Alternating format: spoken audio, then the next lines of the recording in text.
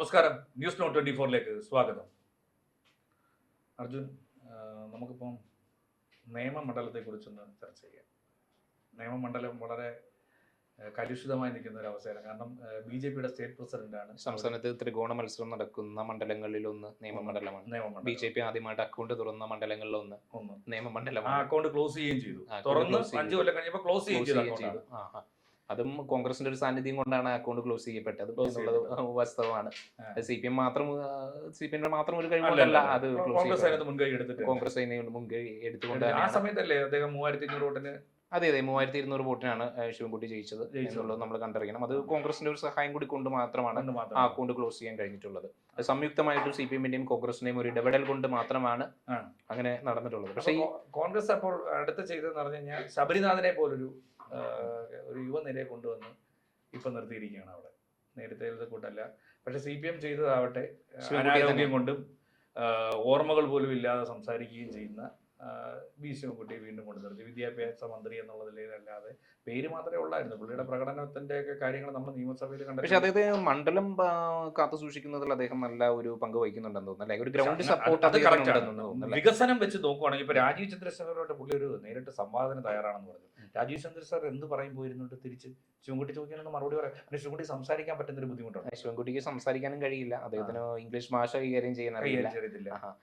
രാജീവ് ചന്ദ്രശേഖരെ സംബന്ധിച്ചിടത്തോളം അദ്ദേഹത്തിന് മലയാളം ഭാഷ കൈകാര്യം ചെയ്യാൻ പുള്ളി ഇംഗ്ലീഷ് വെച്ചോ ഹിന്ദി വെച്ചോ കൈകാര്യം ചെയ്താൽ പോലും നിയമമണ്ഡലത്തിൽ, കാരണം പുള്ളി BJP-യുടെ സംസ്ഥാന അധ്യക്ഷനാണ്.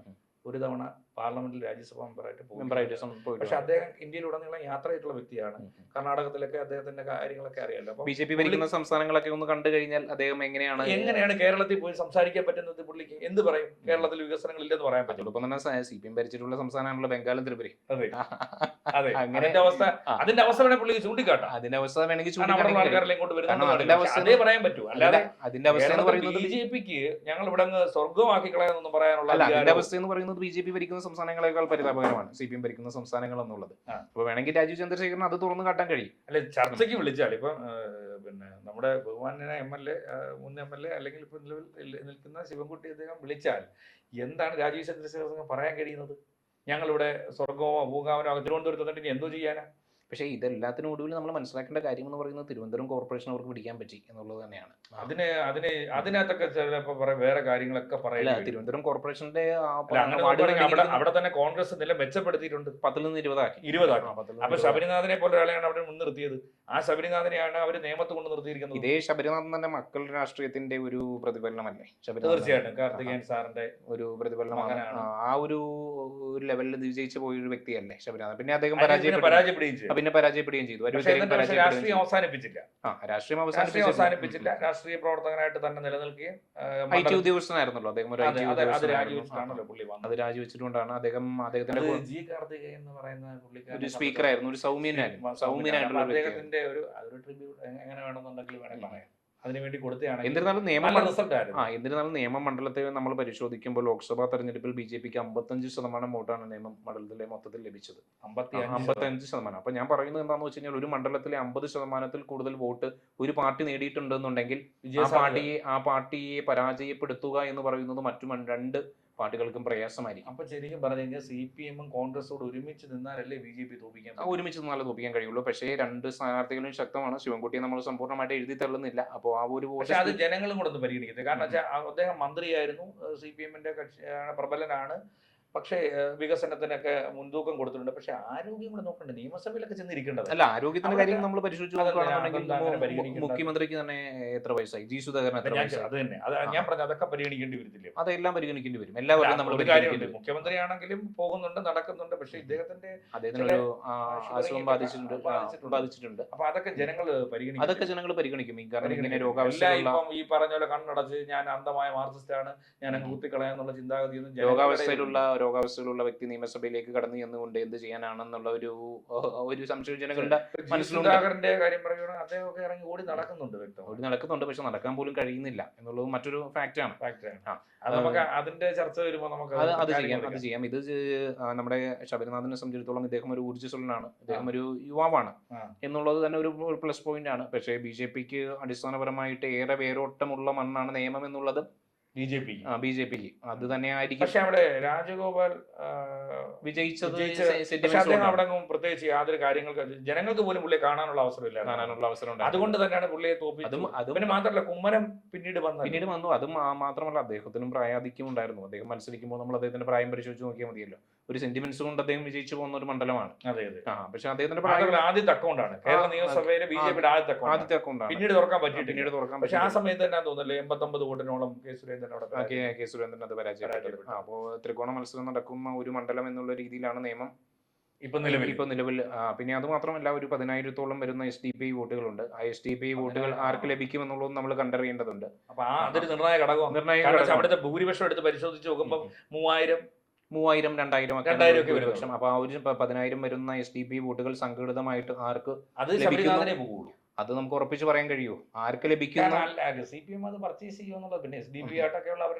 നമ്മുടെ മൺകടയിലെ സ്ഥാനാർത്ഥിയൊക്കെ പരിശോധിച്ച് നോക്കിയാൽ മതിയല്ലോ. മുമ്പ് SDPയുടെ പിന്തുണയോട് നിന്ന വ്യക്തിയായിരുന്നു മൺകടയിലെ ആ സ്ഥാനാർത്ഥി. ആ സ്ഥാനാർത്ഥി ഇന്ന് CPMന്റെ ലേബലിലാണല്ലോ മത്സരിക്കുന്നത്. അപ്പൊ ആ SDPയുടെ വോട്ട് ആർക്ക് പോകും എന്നുള്ളതിലെ ആ ഒരു തർക്കമാണ്. പൊതുവിലൊരു ട്രെൻഡ് ഇല്ലേ? പൊതുവിലൊരു മുഖ്യമന്ത്രി ഇന്നലെ വെല്ലുവിളിച്ചിട്ടുണ്ട് കേട്ടോ. ഏതാ പിന്നെ BJPയുടെ പ്രസിഡന്റ് ആണോ അല്ലെങ്കിൽ മാധ്യമങ്ങളെടുത്താണ് പറഞ്ഞത്, നിങ്ങൾ ഈ പറയുന്ന എന്തെങ്കിലും ഈ communist party of India Marxist അല്ലെങ്കിൽ LDFന്റെ ഭരണത്തിന്റെ കോട്ടങ്ങളെ കുറിച്ച് നിങ്ങളൊന്ന് വിശദീകരിക്കാൻ പറഞ്ഞപ്പോൾ മാധ്യമങ്ങളുടെ ചോദ്യങ്ങളൊന്നും ചോദിച്ചില്ലെന്നാണ് പറയുന്നത്.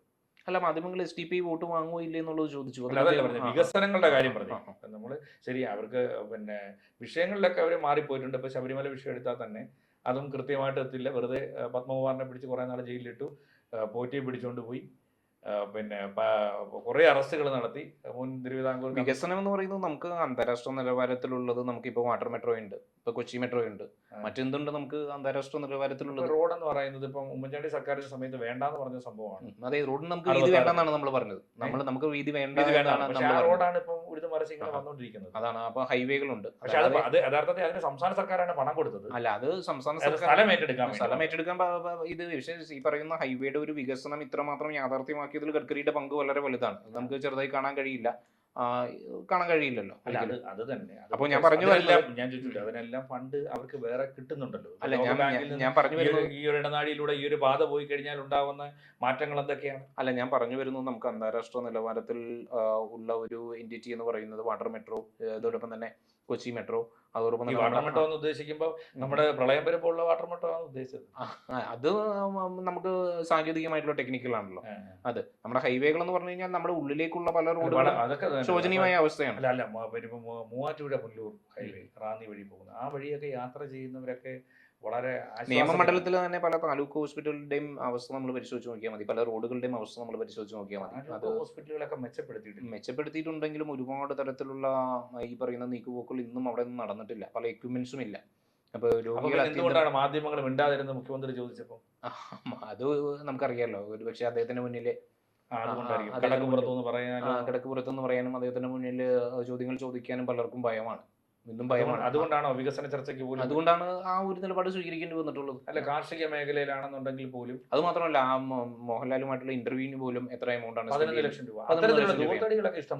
അതാണ് പറയുന്നത്. അപ്പോൾ അതൊക്കെ ചോദ്യങ്ങളെല്ലാം വെൽ പ്രിപ്പയർഡ് ചോദ്യങ്ങളാണ്. പലരും അദ്ദേഹം നൽകുന്ന മറുപടി തന്നെ പലരും എഴുതി നൽകുന്ന മറുപടി. ഭരണത്തിൽ കയറിയത് തന്നെ 10 കൊല്ലം മുമ്പ് ഭരണത്തിൽ കയറിയത് തന്നെ വേറൊരു സർക്കാരിനെ അട്ടിമറിച്ചുകൊണ്ടാണ്.